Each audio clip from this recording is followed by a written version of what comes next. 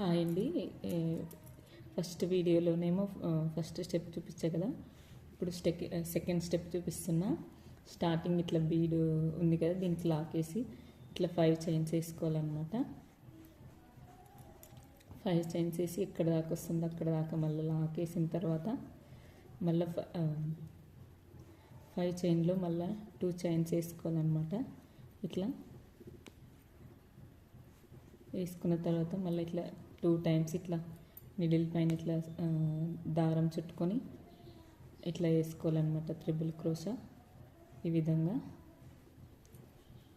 6 చైన్లో మొత్తం 14 triple crochet వేసుకోవాలన్నమాట.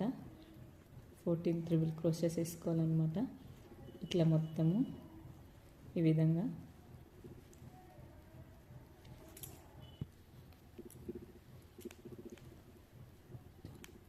మొత్తం ఇప్పుడు 10 వేసిన, మళ్ళీ ఇప్పుడు 4 వేస్తున్నా అనమాట. 14 త్రిబుల్ క్రోషా వేసుకోవాలన్నమాట. ఇట్లా